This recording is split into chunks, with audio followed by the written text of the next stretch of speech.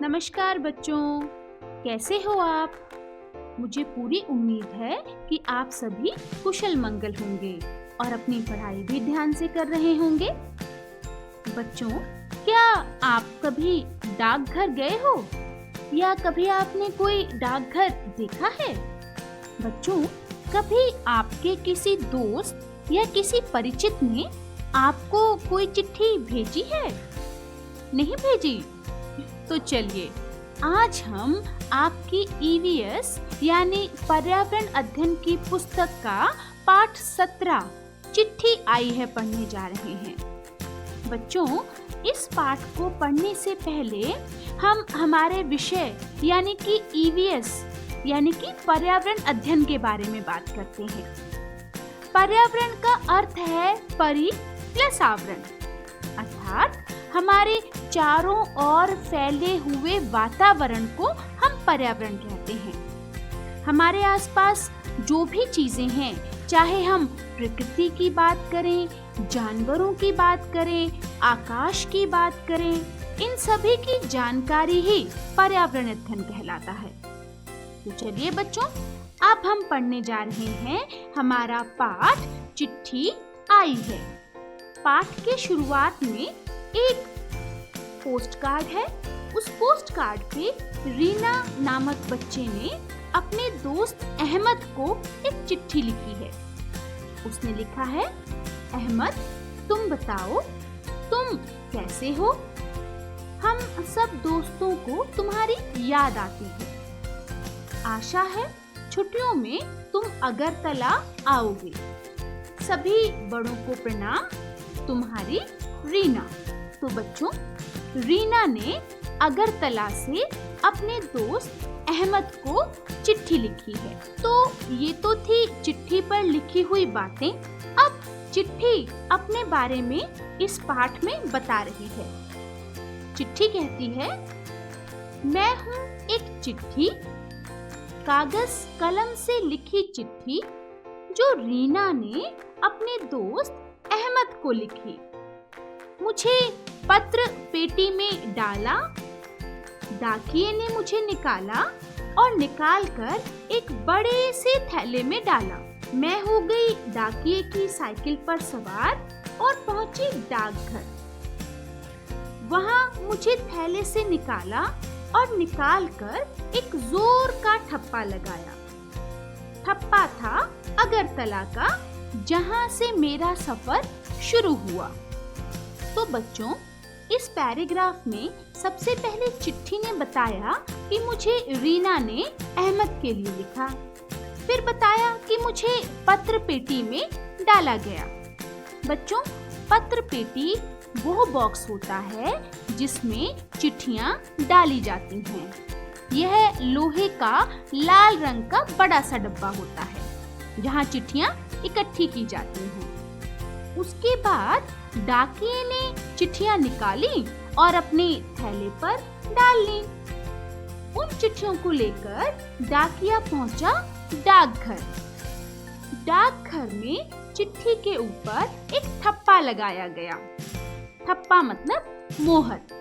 वो ठप्पा था अगरतला का, जहां से चिट्ठी का सफर शुरू होता है। तो बच्चों, अगरतला से चिट्ठी के सफर की शुरुआत होती है। चलिए अब आगे बढ़ते हैं।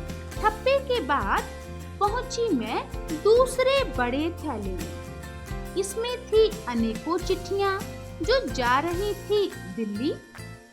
डाकघर की लाल गाड़ी से पहुंची मैं रेलवे स्टेशन।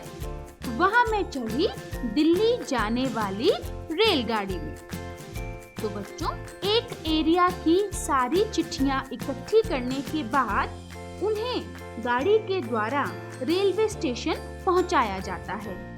यहाँ से यह सारी की सारी चिट्ठियां दिल्ली जाने के लिए भेज दी जाती हैं। बच्चों, डाकघर को विशेष रूप से लाल रंग किया जाता है और जिस बॉक्स में चिट्ठियां डाली जाती हैं उसका रंग भी लाल रंग होता है। इसीलिए डाकघर के लाल रंग का इस पैराग्राफ में जिक्र हुआ है। और अब उन चिट्ठियों से भरे थैले को दिल्ली जाने वाली रेलगाड़ी में रख दिया जाता है। चलिए बच्चों, इन 2 पैराग्राफ्स में से कुछ प्रश्नों के उत्तर ढूंढ लिए जाएं। डाकिया अपनी सारी चिट्ठियां कहाँ इकट्ठी करता है? एक अटैची में, एक थैले में, अपने हाथों में या पॉलीथीन में? बताइए बच्चों। जी हाँ, एक थैले में। अच्छा, पाठ के अनुसार चिट्ठी का सफर कहाँ से शुरू हुआ? आपके ऑप्शन हैं दिल्ली, आगरा, अगरतला या उपयुक्त सभी। जल्दी बताइए, आपने अभी पढ़ा? जी हाँ, चिट्ठी का सफर शुरू हुआ अगरतला से। अब आगे बढ़ते हैं।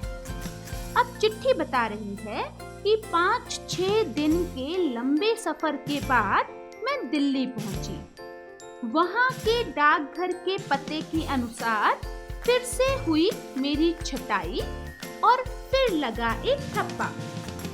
इसके बाद डाकिये ने मुझे पहुंचा दिया अहमद के घर। तो बच्चों, चिट्ठी दिल्ली पहुंचने के बाद फिर से अलग अलग एरिया के अनुसार अलग की जाती हैं और फिर सभी चिट्ठियों पर मोहर लगाई जाती है। चिट्ठियों पर मोहर इसलिए लगाई जाती है ताकि आसानी से पता लग जाए कि उन चिट्ठियों को कौन कौन से इलाकों में या कौन कौन से सेक्टर्स में भेजना है। और रीना ने जो चिट्ठी भेजी थी, आखिर में वो अहमद के घर यानी कि उसके मकान number 15 block C, Malviya Nagar पहुंच गई। डाकिये ने उसे अहमद के घर पहुंचा दिया। तो बच्चों, कैसी लगी आपको चिट्ठी की कहानी? मुझे पूरी उम्मीद है आपको चिट्ठी का सफर सुनकर मजा आया होगा। तो चलिए बच्चों, अब कुछ प्रश्नों के माध्यम से चिट्ठी और संचार के बारे में और जानकारी प्राप्त करते हैं। बच्चों, अगर आप किसी को चिट्ठी लिख रहे हैं तो उसके पते में यह जानकारी किस क्रम में लिखोगे?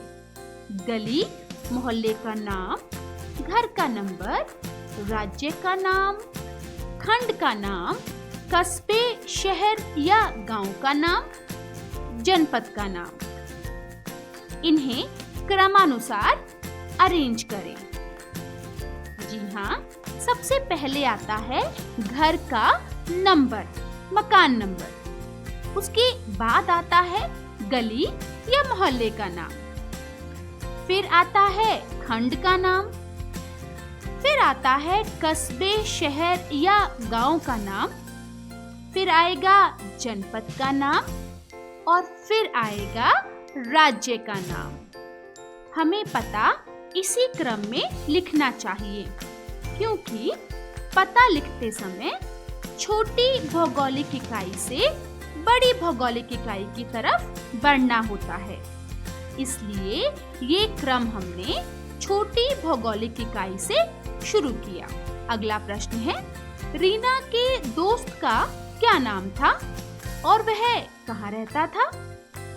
आपके ऑप्शंस हैं असलम दिल्ली में, अहमद दिल्ली में, अहमद अगरतला में या सलीम आगरा में। तो बताइए बच्चों, कौन सा ऑप्शन सही है? जी हाँ, अहमद। रीना के मित्र का नाम था अहमद, जो रहता था दिल्ली में। चलिए बच्चों, एक खेल खेलते हैं। आपने अपनी कक्षा में अपने अपने दोस्तों को एक एक चिट्ठी लिखिए।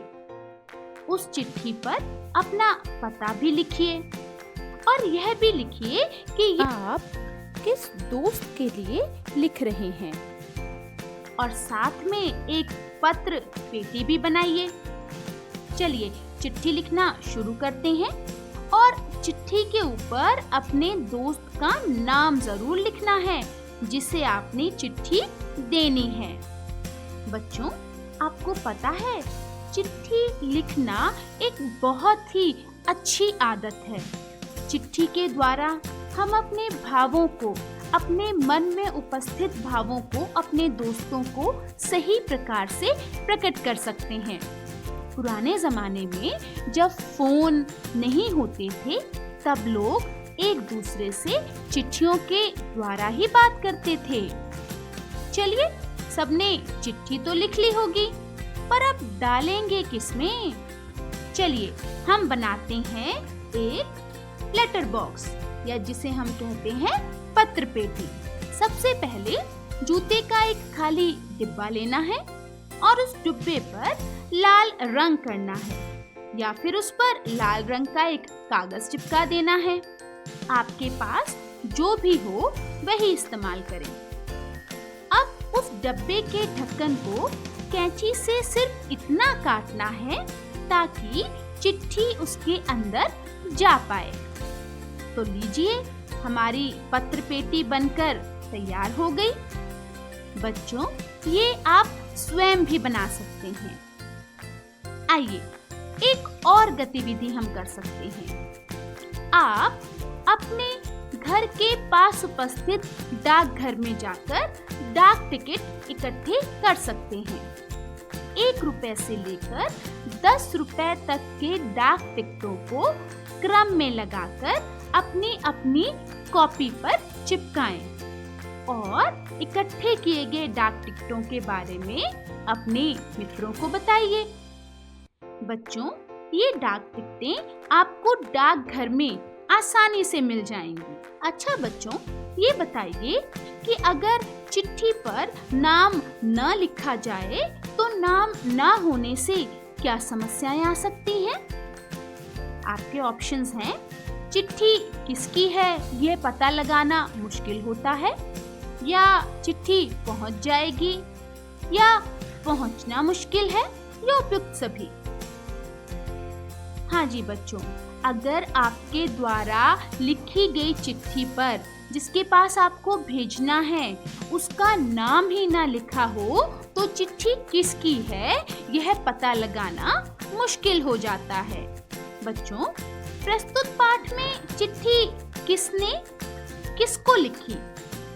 अहमद ने अपनी दोस्त रीना को, रीना ने अपने दोस्त अहमद को, अहमद और रीना ने अपने किसी और दोस्त को, या उपयुक्त सभी? सोचिए। जी हाँ, यह चिट्ठी रीना ने अपने दोस्त अहमद को लिखी थी।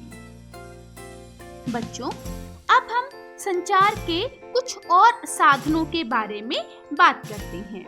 आजकल संचार के साधनों के बिना जीवन जीना मुश्किल है। पुराने समय में कबूतरों और बाज जैसे पक्षियों से संदेशों को एक जगह से दूसरी जगह पर भेजा जाता था, और जब घोड़े की सवारी करके संदेश भेजा जाता था तो कई दिन लग जाते थे। जैसे जैसे विज्ञान ने तरक्की की, वैसे वैसे संचार के नए नए साधनों का आविष्कार हुआ, जैसे television, radio, Telegram, mobile phone, internet आदि। आज हम संचार के साधनों पर पूरी तरीके से निर्भर हैं। हम दुनिया के किसी भी कोने से और किसी भी व्यक्ति से तुरंत जब चाहें तब बात कर सकते हैं। पहले लोग संचार के लिए चिट्ठियां लिखते थे, जिन्हें पहुंचने में बहुत समय लगता था। बच्चों, संचार का मतलब होता है संदेश को एक स्थान से दूसरे स्थान तक भेजना या पहुंचाना। आजकल संचार सेवाओं में काफी बदलाव आ गया है। संचार साधनों के विकास से जीवन बहुत आसान हो गया है।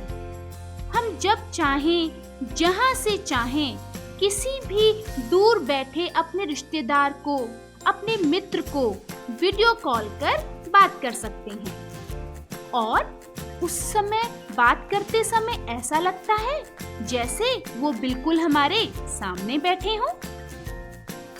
संचार के बारे में तो आपको अब अच्छी तरह समझ आ गया होगा। तो चलिए कुछ प्रश्नों के उत्तर दीजिए। आपने फोन कहाँ-कहाँ देखे हैं? स्कूल, घर, अस्पताल, दुकान या चबूतरे पर, या नहीं देखा, या सभी ऑप्शन? बताइए बच्चों। जी हाँ, फोन हमें दुकान या चबूतरे पर सभी जगह दिखाई देते हैं। फोन भी अलग-अलग तरह के होते हैं। आपने जो भी फोन देखे हैं, उनका आपने चित्र बनाना है और अपनी कॉपी में बनाकर उसे ध्यान से समझना है। बच्चों, आपने टीवी पर देखा होगा, पहले जमाने के जो फोन होते थे वो एक बड़ा बॉक्स होता था जिसके साथ एक तार लगी होती थी, जिसे आप अपने साथ एक जगह से दूसरी जगह नहीं ले जा सकते थे।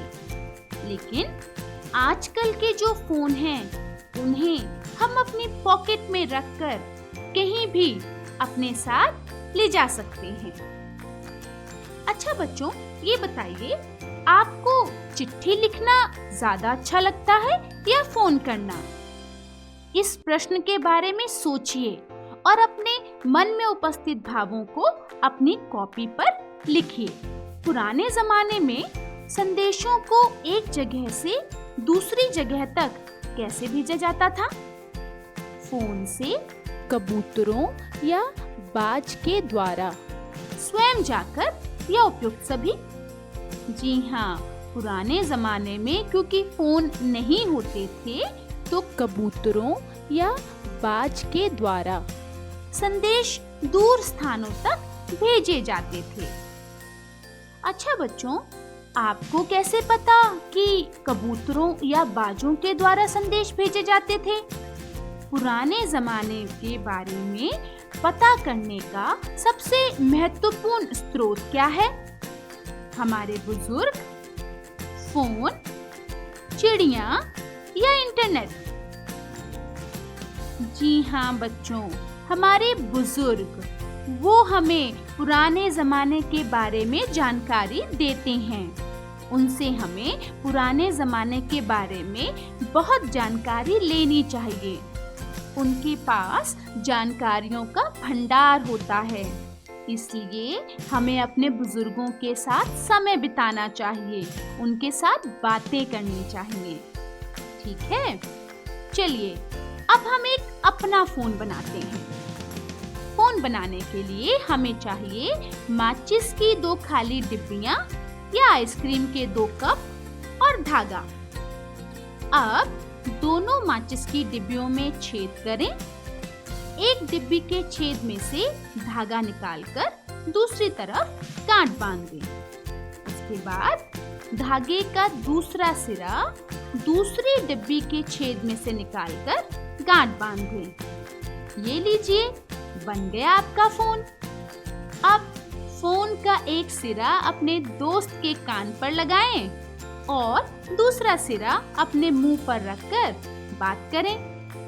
ध्यान रहे, धागे में खिंचाव रहना चाहिए। अब एक दूसरे से बातें करना शुरू हो जाइए। है ना मजेदार? मुझे पता है यह बनाकर आपको बहुत ही आनंद आएगा। तो बच्चों, अपने दोस्तों के साथ मिलकर अपने अपने फोन बनाएं और ध्यान से खेलें। तो बच्चों, हमारा आज का अध्याय यहाँ पर समाप्त होता है। मुझे पूरी उम्मीद है आपको इस अध्याय को पढ़ते हुए बहुत मजा आया होगा।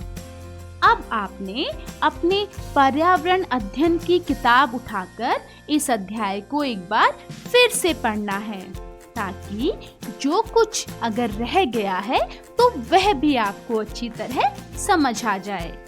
तो बच्चों, आप पढ़ते रहिए, मुस्कुराते रहिए और खेलते रहिए। धन्यवाद।